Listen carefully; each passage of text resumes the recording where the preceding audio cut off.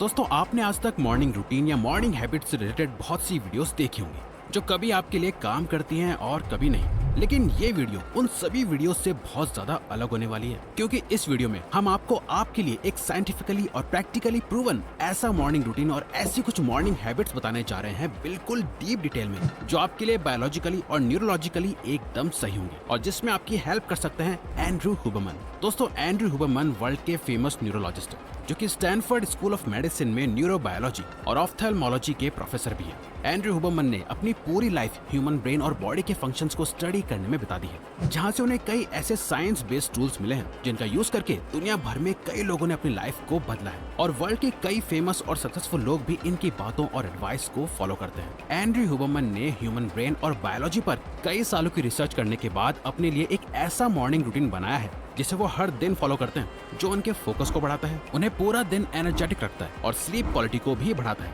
जिसे एंड्रयू हुबरमन कहते हैं कि हर किसी को फॉलो करना चाहिए। पर रिवायर्स, हमें इस मॉर्निंग रूटीन और हैबिट्स को फॉलो करने की क्या जरूरत है? वो इसलिए दोस्तों, क्योंकि कहा जाता है कि मूड, फोकस और एनर्जी, इन तीन फैक्टर्स पर कंट्रोल पा लेने से आप अपनी सुबह और हर दिन को जीत सकते हो और अपनी सुबह की सही शुरुआत आपको इससे करनी चाहिए। The role of your circadian rhythm and sunlight. So दोस्तों, एंड्रयू हुबरमन सुबह फ्रेश होने के बाद सीधा सनलाइट लेते हैं और यही वो सबको करने का रेकमेंड भी करते हैं।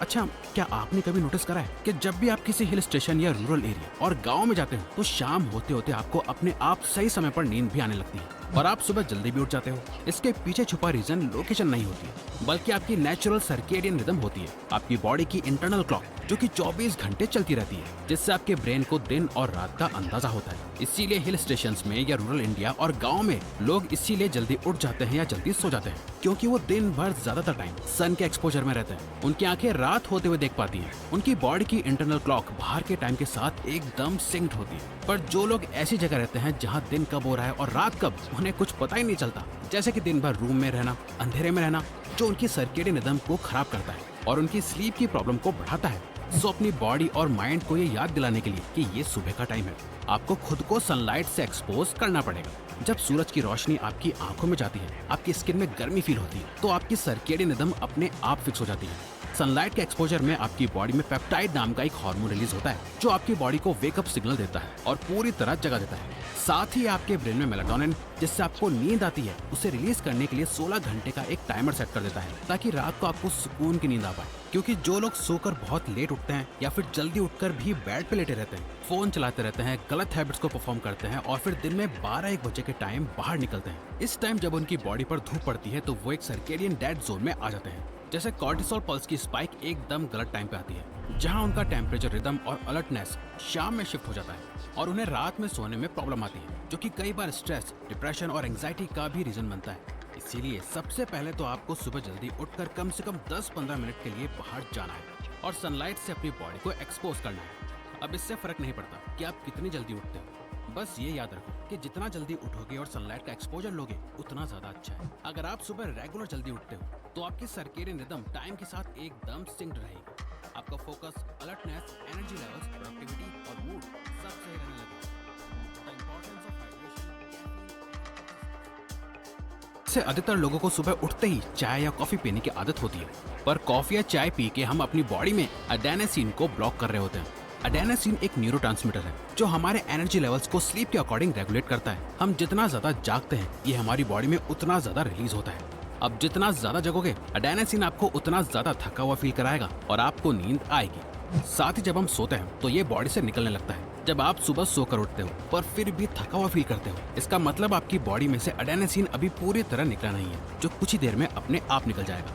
लेकिन आप जैसे ही चाय या कॉफी पी लेते हो तो ये एडेनोसिन जहाँ होता है वहीं ब्लॉक हो जाता है, यानी अटक जाता है। आपकी बॉडी इसे फील नहीं कर पाती, पर जैसे ही कैफीन और टी का इफेक्ट कम होता है, ये वापस से बढ़ने लगता है और बहुत तेजी से बढ़ता है, जिससे कि आपको दिन में थकान होने लगती है और बहुत ज्यादा नींद आती है। इसीलिए एंड्रयू हुबरमन कभी सुबह उठते ही कॉफी या चाय नहीं पीते, बल्कि नॉर्मल पानी पीते हैं या उसमें सी सॉल्ट यानी नमक मिलाकर पीते हैं, ताकि उनकी बॉडी पूरी तरह हाइड्रेट हो जाए। वो उठने के 1 से 1.5 घंटा वेट करते हैं ताकि उनकी बॉडी से एडेनोसिन पहले पूरी तरह क्लियर हो जाए, उसके बाद वो कॉफी पीते हैं और उसके बाद वो एक्सरसाइज करते हैं, क्योंकि एक्सरसाइज करने से जब आपकी बॉडी में ब्लड फ्लो होना शुरू होता है तभी एडेनोसिन पूरी तरह क्लियर होता है। अगर आप एक स्टूडेंट हो या वर्किंग प्रोफेशनल हो और आप नहीं चाहते कि दिन के बीचों बीच लंच टाइम में आपको नींद आए, या आप थकान महसूस करो और आप ऑलरेडी काम से थक जाओ, तो सुबह जल्दी उठकर 1 से 1.5 घंटे तक चाय कॉफी से दूर रहो और सिर्फ पानी पियो।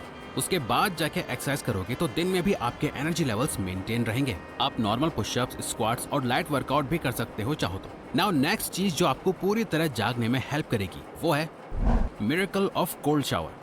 कोल्ड शावर्स का सबसे बड़ा फायदा आपका डोपामिन और एड्रेनालिन के लेवल्स बढ़ाने में होता है। साल 2000 में यूरोपियन जर्नल ऑफ फिजियोलॉजी में पब्लिश्ड हुई एक रिसर्च में कुछ पार्टिसिपेंट्स को 15 डिग्री सेल्सियस के पानी में 1 घंटा बैठाया गया और कुछ पार्टिसिपेंट्स को 4 डिग्री सेल्सियस के टेम्परेचर में सिर्फ 20 सेकंड के लिए रहने को कहा। दोनों ही केसेस में ये देखा गया कि उनके एड्रेनालिन लेवल्स एकदम से बूस्ट हो गए क्योंकि उनकी बॉडी एक्सट्रीम डिस्कम्फर्ट से गुजर रही थी, इसीलिए उनके अलर्टनेस और अटेंशन बढ़ गई।